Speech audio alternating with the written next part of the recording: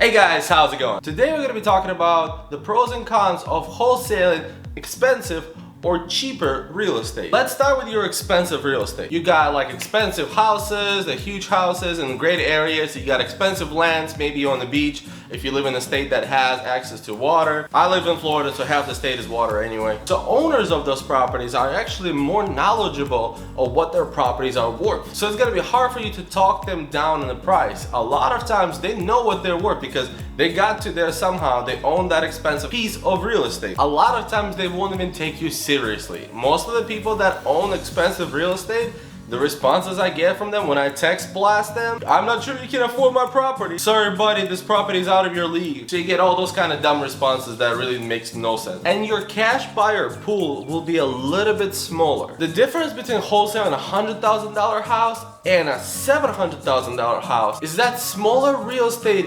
investors won't be able to really go for that $700,000 house. Not that they really purchased that with their own money, they still use private lenders, hard money lenders or whatnot, but the amount of repairs is gonna be needed, or you know, they're gonna have to put some kind of money down. So all that stuff, they might not be able to afford it, or it just might be not the type of investments they want to make. The pros of wholesaling expensive real estate are pretty simple. Your spread, the amount of money you can make on the expensive real estate, is much higher than the cheaper one. Don't get me wrong, I'm just generalizing at the moment. You can make a lot of money on the cheaper real estate as well. I'm just saying in general, the more expensive one, you can make that $10, $20, $30,000 on one real estate property if you acquire good expensive real estate property for a good deal. And also is that less wholesalers will be competing with you about those properties. Just like there's less investors interested in the more expensive real estate, there are less wholesalers that are able to deal with the more expensive real estate. Cheaper real estate, it's pretty much the opposite of the expensive real estate as to the pros and cons. People are simpler,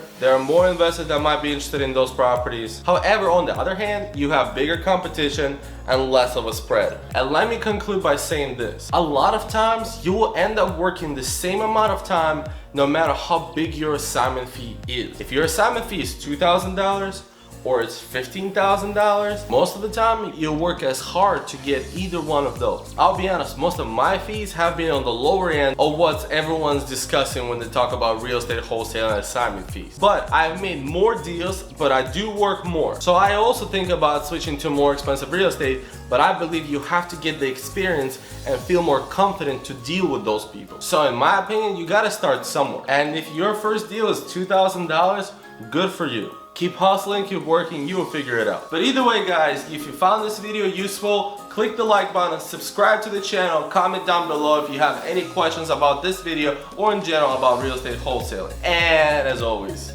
peace.